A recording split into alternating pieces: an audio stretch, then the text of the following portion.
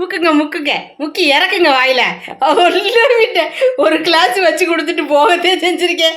சாயவாக்காரா இன்னி என்ன செய்யறது, முக்கி தின்னுபிட்டு அப்புறம் வகுத்தே பசிக்கல. சோறு இப்ப வேண்டாம், உப்புமா இப்ப வேண்டாம். பாதி பாக்கெட் நாய்களே தின்னுட்டு போயிடுச்சு. கபாட்டுக்கு முக்கியம் தான் வந்துருச்சு பாரு. எப்படி தின்னாலும் சரிக்கா. இங்க பாரு போட போட போட போட. அப்பு குட்டி அப்புமா நீந்தே அப்புவா? சரி அங்கே இரு, அங்கே போங்கம்மா. கொஞ்ச நேரம் கழிச்சு அம்மா வந்து அமத்துவா. போங்கம்மா. என்னடி தங்கம்? ஏய் என்ன இப்படி எதுத்தாப்புல எடுத்து வச்சுட்டு டீ குடிக்க கூட விட மாட்டேங்கிறீங்களேம்மா. என்னம்மா அப்படி பண்றீங்க? ஏங்க நீங்க எவ்வளவு நேரமா நீங்க டீ குடுக்குறீங்க? இப்படி ஒரு மொந்த நிறைச்சு வச்சு கொடுத்துமே இவ்வளவுதே இருக்கு. முக்கி முடிச்சிட்டாரு. முக்கிட்டு நீ டீ குடிச்சா நீ குடிக்கிறதுக்கு டீ குடிச்ச திருப்தி இல்லையும் பாரு. வாங்க டீ குடிக்கலாம். போதும் இந்த டீ குடிச்சாச்சு. நாங்க போங்க டீ குடிச்சுக்கிட்டு. சரி சரி சங்கடப்படாதீங்க, எடுத்து தின்னுங்க. அவங்கெல்லாம் ஒன்றும் சொல்ல மாட்டாங்க, நீங்க நல்லா தின்னுங்க. அந்த சிவப்பு கலர் அமுக்கினா நம்ம ரெண்டே சேர்ந்து பார்க்கலாம். எந்த சிவப்பு கலரை? அங்க ஒரு சிவப்பு கலர் சுவிட்ச் மாதிரி இருக்குமா, அதை கிளிக் பண்ணினா அப்படியே கேமரா திருப்பி நம்ம ரெண்டே சேர்ந்து உட்காரலாம். நான் இப்படி பேர்ல உனக்கு கை வலிக்காது. ஓ ரைட் ரைட்டு. வணக்கம் எல்லாரும், என்ன பண்ணிட்டு இருக்கீங்க? எப்படி இருக்கீங்க? டீ எல்லாம் குடிச்சிட்டீங்களா? காலை சாப்பாடு எல்லாம் முடிச்சிட்டீங்களா? நாங்க என்ன காலை சாப்பாடு முடிக்கலங்க. நாங்க காலை சாப்பாடு சாப்பிடறதுக்கு 12 மணி ஆயிருங்க. 12 மணிக்கு மேலதான் வச்சு தருவாங்க. என்ன டிஃபன் மாத்து இல்ல, அதுக்கு முன்னாடியே இப்ப நீங்க பாத்தீங்கல்ல, கொஞ்ச நேரத்துக்கு முன்னாடி பாத்தீங்கல்ல, முக்கி முக்கி உள்ள போச்சு. அப்புறம் ஒரு ரெண்டு ரஸ்க் முக்கி முக்கி தின்னுங்க. ரெண்டு ரஸ்க் முக்கி தின்னுங்க. 10க்கு அப்புறம் 10க்கு 10 பிள்ளைய தின்னுச்சுக்க. அதான் படுத்து கிடக்குது பாரு வாசல்ல இது நாய்க்குட்டி. அப்பு குப்புன்னுக்கிட்டு தூங்க விடுங்க அவனை கூப்பிடாம. கேளுங்க, காலையில உப்புமா ரவ உப்புமா கிண்டிக்கலான்னு சொல்லி கொஞ்சம் அசால்ட்டா இருந்துட்டேன். ரவ உப்புமா கிண்டலான்னு மனசுல நினைச்சிருக்காங்க, இன்னும் கிண்ட கிடையாது. உங்களுக்கு நாங்க சூடா செஞ்சு தரலாம்னு உட்கார்ந்து இருக்கிறேன். ரவ உப்புமாலாம் ஒரு 1/4 மணி நேரத்துக்குள்ள முடியக்கூடிய விஷயம். அதை எதுக்கு நேரத்திலே கிண்டி வைப்பானேன்னு சொல்லிட்டு இவங்க எந்திரிக்க வெட்டி கிண்டிக்கலாம்னு சொல்லி வச்சிருந்தேன். சாதம் வடிச்சு வச்சிருக்கேன். நேத்து வச்ச கொள்ளு ரசம் என்னை போட்டு கொல்ற வரைக்கும். நான் தான் நேத்து சொல்றேன், என்னை கொல்ற வரைக்கும் அந்த கொள்ளு ரசம் இருக்கும். நான் சொல்றேன், கொள்ளு ரசம் இருக்கு, வாழைக்காய் பொரியல் வச்சு வச்சிருக்கேன். 10 நேரத்துக்கு போய் மீன் எதுவும் எடுத்துட்டு வருவாங்க, மீனை பொரியல் பண்ணிக்க வேண்டியதே முடிஞ்சு. நேற்று எங்க ஊர்ல சிங்கமூர்ல வாத்தியார் ஐயா கோயில் திருவிழா. அது நிறைய பேர் தெரிஞ்சிருக்கும். நம்ம ஏரியால இருக்கவங்க நிறைய பேருக்கு தெரியும். சித்தர் முத்துவடுகநாத சுவாமிகளோட நேற்று பால் குடம். நேற்று நாங்க ரொம்ப மிஸ் பண்ணோம். அந்த திருவிழாலாம் சின்ன பிள்ளைல நாங்க போய் பார்ப்போம். அந்த திருவிழா அப்பெல்லாம் அந்த சாந்தாவு ஏரியாக்குள்ளதான் அந்த பால் குடம் எல்லாம் போகும். அந்த கோயிலே அவங்க ஏரியாக்குள்ளதான் இருக்கா.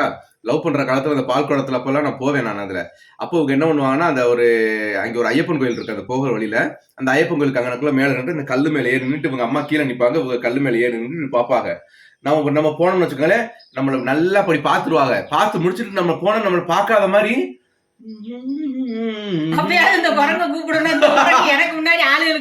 நான் என்ன செய்வேன், நீ இப்படியா செய்யற, நான் பாக்குறேன் பாரு சொல்லிட்டு நான் ஒருவரும் நடந்து போயிட்டு நாங்க போயிட்டு இவங்க உடனே கீதா நான் உடனே திரும்பி பாக்குறது என்ன அவங்க அம்மா கீதா எங்கடி போறா, அந்த போறாமா உன் கண்ணுக்கு தான் கீதா தெரியுது, என் கண்ணுக்கு தெரியவே இல்லை. அம்மா ஏதாவது ஒரு பேர் அந்த நேரத்துக்கு எவ்வளவு ஒரு பேரை சொல்லி கூப்பிட்டுக்க வேண்டியதே. அந்த டயத்துல ஒருத்தி வந்திருக்க மாட்டாளுங்க. அப்படியாவது கூப்பிட்டா நம்ம குரலை கேட்டு ஆளு திரும்பி அப்படியே அங்கனக்குள்ளே நின்று கொஞ்ச நேரம் சைட் அடிப்பாருன்னு பார்த்தா வேற எங்க அம்மா கொடுக்க அம்மாவை பாவத்துக்கு அம்மாலாம் வரைய மாட்டாங்க, போயிடுவாரு. ஆனா வந்து ஒத்தைக்கு போனாலுமே பேசுறது இல்ல, வீட்டோட இருந்தா சொல்லவே வேண்டாம். அவங்க அம்மா கூட இருக்கிறாங்க. அந்த இடத்துல நம்ம பேசினாக்க அவங்க அம்மாவே பயங்கர ராட்சச குணம். அம்மா இல்லைனாலும் இவர் வந்து பேசக்கூடிய கேரக்டர் கிடையாதுங்க. இவர் எப்ப என்னன்னே இவர் ஒரு தனி பிறவியா இருக்காரு. அசடு வழியாதவரு, திருப்பி அங்கே நம்ம லவர் இருக்கேன்னு நினைச்சுக்கிட்டு பின்னாடியே துரத்தாதவரு, கிஃப்ட் எல்லாம் வாங்கி கொடுத்து ப்ரப்போஸ் பண்ணாதவரு, உனக்கு அது வேணுமா இது வேணுமா, லவர்ஸ்க்கெல்லாம் பிடிச்சவதா பிடிச்ச எல்லாத்துக்கும் சேர்த்து தான் இப்போ வாங்கி கொடுத்துட்டு இருக்கானே. இப்போ என்ன செய்ய தெரியுமா, ஃபினிஷிங் பண்ணவே விட மாட்டாரு. பாத்தீங்களா, பேசினோம்னா அதை ஃபினிஷிங் பண்ண விடுறாரா? இல்ல அந்த ஒரு பொருளை வாங்கி கொடுத்து பின்னாடியே நம்மளை கவர் பண்ணக்கூடிய கேரக்டர் கிடையாது. அது மாதிரி ஒருத்தவங்க நம்ம பேசினாலும் ஐயோ உங்களாம் பேசிட்டாங்களே உங்களுக்கு நம்ம பேசிக்கிட்டே இருப்போம் அப்படிங்கிற மாதிரியும் கிடையாது. இவர் எப்போ டயருக்கு அப்ப சொல்லுங்க, நம்ம குட் மார்னிங் போட்டோம்னா சாயந்தரம் வரைக்கும் அந்த குட் மார்னிங் பாக்குறதுக்கே யோசிச்சுக்கிட்டு உட்காந்துருக்கணும். அந்த மாதிரி டைப்பு. அது நிறைய பேருக்கு தெரிஞ்சிருக்கும், நான் சொல்லிதான் புரிய வைக்கணும்னு இல்லை. ஆனா என்னடா நம்ம ஒரு மெசேஜ் போட்டுட்டு இன்னும் ரிப்ளை கூட பண்ணாம இருக்காங்களேன்னு நீங்க தப்பா நினைச்சுக்காதீங்க. இவர் பிறவிலே இப்படித்தேன். எங்க சுத்தி கடைசியில உங்ககிட்ட கொண்டு வந்து ஒரு கொக்கி சிக்கலை போட்டு மாட்டி விட்டுட்டு போறது பாத்தீங்களா. அவரு ஒரு டக்குன்னு ரிப்ளை பண்ணக்கூடிய ஒரே ஆளு அவர் மதர் மட்டும்தான். அவங்க அம்மா இப்படி ஒரு மிஸ்டு கால் வந்தா போதும், ஐயோ என்னவோ ஏதோ எங்க அம்மாவுக்கு அப்படின்னு சொல்லி கூப்பிட்டுருவாரு. ஒண்ணு ஒரு முடியாத மனுஷி ஊர்ல இருக்கிறாங்க, இரு கையை உடைச்சிருப்பேன், இரு ஒரு முடியாத மனுஷி ஊர்ல இருக்கிறாங்க. அப்ப திடீர்னு ஒரு மிஸ்டு கால் வருது. அப்ப ஐயோ என்னாச்சு, ஏதாச்சும் உடம்பு சரியில்லையோ என்னமோ ஏதோ ஒண்ணு பேசணும்னு தான் நம்ம கிட்ட கூப்பிடுறாங்க. அது நான் தலையில 50 கிலோ வச்சுக்கிட்டு நான் நடந்தாலும் ஒரு மிஸ்டு கால் பார்த்தா எங்க அம்மா இருந்துச்சுன்னா தலையில தூக்கிக்கிட்டே இறக்கிட்டு உட்காந்து நீ நடக்கிறா இருந்தா நட, நான் பேசிட்டு வரேன்ட்டு உட்காந்து பேசிடுவாங்க. அது நான் என்ன சொல்றேன், அதே மாதிரி எல்லாருக்கும் அப்படி இருக்கக்கூடாதான்னு தான் என்னோட கேள்வி. ஆனா அவர் அப்படி அவங்க அண்ணன் தம்பி போன் போட்டாலாம் எடுக்கிறது இல்லைங்க. அவங்க யாரு எங்க அண்ணன் இருக்கட்டும், எங்க அண்ணன் பாப்பான்னு போனே போட மாட்டாங்க. சோழி முடிச்சு அண்ணன் முன்னாடி எப்படி இந்த வீடியோ பாப்பாங்க, இருந்தாலும் கேட்கட்டேன் அண்ணன் இருக்கட்டும் கொஞ்ச நேரம் ரெண்டு பேசிக்கிறேன், வண்டி ரோட்டை விட்டு பேசிக்கிறேன். இதே அவங்க அம்மா எடுத்து அது எங்க அம்மா கூப்பிடுறாங்க வண்டியை சைடு ஆக்குறேன்ட்டு ரோட்ல இருந்து வண்டியை சைடு ஆக்கிடுவாரு. நிறுத்திட்டு என்னங்கம்மா சும்மா தான்ப்பா கூப்பிட்டேன், சாதாரணமா கூப்பிட்டேன். சரிம்மா நான் வண்டியில போய்கிட்டு இருக்கேன், கொஞ்சம் ஒரு 10 நிமிஷத்துல கூப்பிடுறேன்னா 11வது நிமிஷம் கத்த கூப்பிடுவாங்க. என்னடா 10 நிமிஷத்துல கூப்பிடல.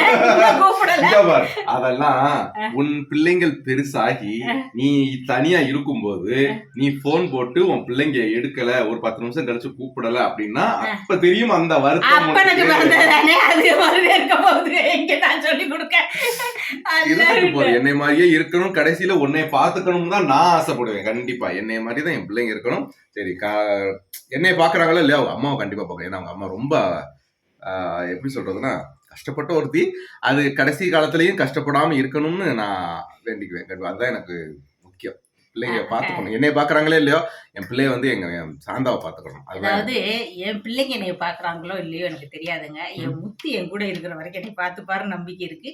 அவரு என்னைய பாத்துக்கலைனாலும் அவரை நான் பாத்துட்டேன்னா இல்ல அவருக்கு கஞ்சி கிடைக்கும் கண்டிப்பா மருமக்குமார்ட்ட இருந்து. ஆமா நிறைய பேர் கமெண்ட்ல நீங்க சொல்லிட்டு தான் இருக்கீங்க, ராஜானே உங்க குணத்துக்கு நீங்க எப்படியாச்சும் மருமக்குமார் உங்களுக்கு கஞ்சி ஊத்திடுவாங்க, ஆனா சாந்தாக்கா குணத்துக்கு கொஞ்சம் கஷ்டம் தான் அப்படின்னு சொல்லி சொல்றாங்க. என் குணத்துக்கு கஞ்சி கிடைக்கிறது கஷ்டம்னு நானே ஒத்துக்கிறேன்னு கொஞ்சம் படபடன்னு பேசிடுவேன்னா டக்குன்னு. அது இப்போ உள்ள காலகட்டத்துல பிள்ளைகளுக்கு பிடிக்காது, அதனால சிலப்போ அவங்க மூஞ்சி தீக்க வச்சுக்கிட்டு கூட இருப்பாங்க. இருந்துட்டு போட்டோம், நமக்கு உண்டான சேஃப்டியை நம்ம வச்சுக்கிட்டு தான் என்னைக்குமே எந்த காலத்துலயுமே அது யார பெரியவங்களா இருந்தாலும் சரி, யாரா இருந்தாலும் சரி, ஆணா இருந்தாலும் பொண்ணா இருந்தாலும் இனி வர்ற காலகட்டங்கள்ல நம்ம பிள்ளைங்க நம்மளை பார்ப்பாங்க, நம்மளை வந்து எப்பவும் நம்மளை தாங்கிட்டே இருப்பாங்கன்னு நம்ம நினைக்க கூடாது. நமக்கு என்ன சேஃப்டியோ அதை வச்சுக்கிட்டு பிள்ளைங்களுக்கு கொடுக்கணும். அவங்களே நம்மளை பார்க்கலைனாலும் நமக்கானதை நம்ம உண்டு பண்ணி வச்சுக்கணுங்க. அப்பதான் இவங்க இல்லைனாலும் அது நம்மளை காப்பாத்துங்கிற மாதிரி நம்ம இருந்துக்கணும். கண்டிப்பா அது நாங்க அப்படி இருந்துக்குவோம்.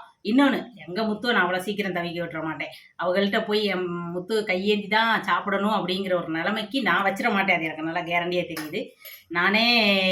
நான் முன்னாடியே எங்க முத்து முன்னாடியான்னு தெரியாது, ஆனா யாரு முன்னாடி போனாலும் பாக்கி இருக்கிறவங்களை தவிக்க விடக்கூடாது.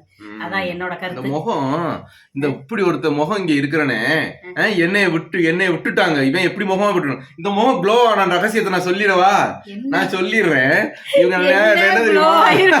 அந்த பாடுபடுத்துற கிட்டத்துல பாத்தாங்கன்னா வெறும் முடியா இருக்கே. அதுமா அந்த முடி பெண்களுக்கு ஒரு அழகுதாமா, அந்த பூனை முடின்றது ஒரு அழகுதான். அதாவது ரோஸ் வாட்டர், அதாவது கடையில இருந்து வாங்கின ரோஸ் வாட்டர் கூட கிடையாது. தினமும் வந்து நான் இப்ப நேற்று தான் அந்த மாயத்தை நான் கண்டுபிடிச்சேன். இல்லாட்டி நம்ம தான் 8:30 மணிக்கு 9 மணிக்கு தானே எந்திரிக்கிறோம். அது வரைக்கும் அதுக்குள்ளே எல்லா வேலையும் முடிச்சிடுறாங்க. தினம் வாங்கி இப்ப பூக்குற ரோஸ் என்னடா நேற்று இருந்துச்சு இந்த ரோஸு காண நினைச்சா வீட்டுல இருந்து ரோஸை பறிச்சு அதை எப்படிமா செய்வேன் எனக்கு தெரியாது, அந்த ரோஸ் வாட்டர் இவுகளா உண்டாக்கி அதை தேய்ச்சி வச்சுட்டு நான் எந்திரிக்கிறதுக்குள்ள கழுவிடுறாங்க. நானும் கேட்பேன், எந்திரிச்சோன்னே என்னடி உன் முகம் மட்டும் டெய்லி இதுக்கு ப்ரெஸ் ஆகிக்கிட்டே இருக்குது, என் முகத்துக்கு ஏதாச்சும் ஒன்று ஷேர் குடுறீ அப்படின்லாம் கேட்டிருக்கிறேன் நானு. ஒண்ணு இல்லைங்க, நம்ம செடியில பூத்துட்டு உதிருது பாத்தீங்களா ரோஸ், அந்த ரோஸ் எல்லாம் பறிச்சு சவுண்டா பேசலாம், இதுக்கு மேல எப்படி சவுண்டு, அந்த ரோஸ் எல்லாம் பறிச்சு கொஞ்சோண்டு தண்ணியை ஊத்தி கொதிக்க விட்டு கொதிச்சதும் அந்த ரோஸ் எல்லாம் அரிச்சு போட்டுட்டு அந்த தண்ணியில கொஞ்சோண்டு கஸ்தூரி மஞ்சளை போட்டு தேய்ச்சிட்டு கழுவி குளிச்சா குளிக்க வேண்டாம் முகங்களுக்குனாலே நல்லா ஆயிரும்னு எனக்கு பக்கத்து வீட்டு சேச்சி சொல்லி கேள்விங்க. அதனால நான் செஞ்சு பக்கத்து வீட்டு சேச்சி நீ நல்ல முகம் க்ளோ ஆனும், நீ முகம் அழகா இருக்கணும்னு சொன்னாங்களே, அந்த அக்கறை கூட உனக்கு ஏன் மேல இல்லையா? கொஞ்சோண்டு எடுத்து வச்சு இந்தாயா இந்த இப்படி பூசிக்கிறாங்க செய்ய அப்படின்னு கொடுக்கலாம்ல. நீங்களாம் இயற்கையிலே அழகு, நாங்க என்ன மாதிரி செஞ்சாதே கொஞ்சம் நல்லா இருப்போம் சொல்லி சமாளிச்சுட்டு. அப்படி கிடையாது, எந்த ஒரு விளைவுகள் வந்து அது எண்ணெயோட போட்டுமே எதுவுமே நம்ம முத்துக்கு பாதிக்க வேண்டாமேங்கிற ஒரு நல்ல செய்தி தான்.